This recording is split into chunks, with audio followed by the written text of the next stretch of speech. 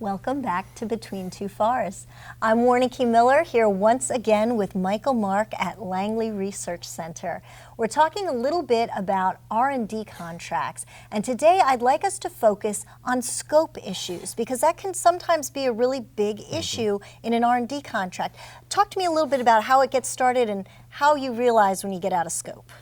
Well, again, with R&D, sometimes you really don't know for sure what you're going to be dealing with. So you have a topic area, as I say, maybe research in material characteristics or aerodynamics or thermal or whatever. And there'll be a general statement of work saying these are the things that we're going to do, we're going to look at these areas, we're going to do testing, we're going to write reports. As the testing goes along, typically we discover, well, maybe we ought to check this out, or maybe we ought to do this or that or the other thing. So you tend to begin to veer off of what was originally intended because the nature of the research is taking you in that direction. And at some point, if it's no longer, say, it was supposed to be materials research and now you're dealing with computational physics or something, maybe you're beginning to get too far afield. Remember, what a scope is what was reasonably within the contemplation of the parties at the time of contracting. That's what the case law says. So was it still reasonably within the contemplation of the parties? And in research, the answer often is yes, because it is looser, we're not sure where we're going, and as long as you stay, say, within the general area, you're probably still going to be within scope. But that can lead to other issues is, okay, well, maybe we need more testing, or we want more materials, or we want to bring in new scientists who have expertise. So the cost tends to go up. And that's also very common in a research contract is as time goes on, the costs tend to grow. And the question becomes, at some point, has the cost gotten so large that it's no longer within scope? And the question becomes, what is that? Now, the case law, the GAO is sort of all over the place on this. There have been cases where you're buying specific items where the cost growth is relatively small, say 20 or 30%, and they say that's getting out of scope. But in research, it tends to be much larger. A lot of attorneys have different rules of thumb. Some say if it grows more than 50% of the original cost.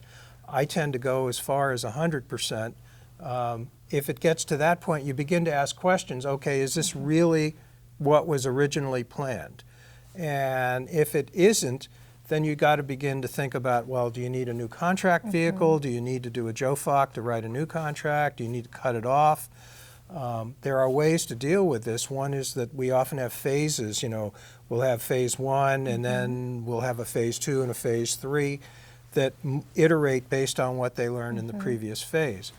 And that would be set up at the time of contracting. Correct. So that the parties going into it know you'll have these checkpoints where you kind of say, all right, is it time to move to another phase?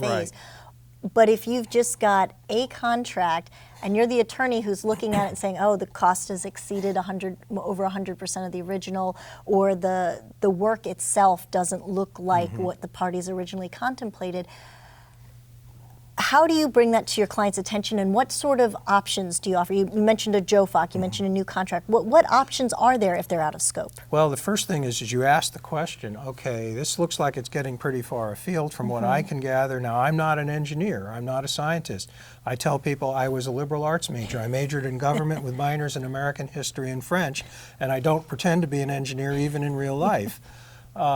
So explain to me why you think this is a logical extension of what we were doing. And very often they can articulate that, and then we write it down. And we'll have a memo for the record explaining why this is still in scope.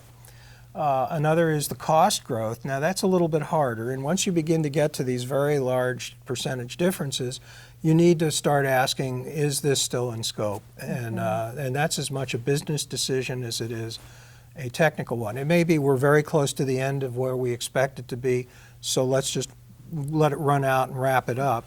In other cases, it's, yeah, we're getting expensive. Maybe the program's running short on funding, or maybe it's just getting too expensive. Let's consider other vehicles. So yes, you can do a JOFOC, you can do a memo explaining why it's still in scope, getting them to explain better from a technical point of view, why this is not creeped to the point where it's something that nobody had planned on to begin with. It's very fluid, it's very flexible, and every attorney has their own threshold of where they think this is going to be. But you have to have that, and you have to be able to engage with the engineers and with the contracting folks to understand what are you doing and why do you think this is okay. And remember that it's what the layman thinks. It's not what another engineer necessarily thinks. Are you going to be able to convince a management official that this is still within the scope, that it's something that you should have been doing? And if they can explain that to somebody like me, then I think they've made their case. Excellent. So the lawyer's role in encouraging innovation and ingenuity in a research and development contract while keeping them in with the bounds of the law. Yes, be flexible. Be flexible, but keep them within the lines. Right. Join us again next time between two FARS.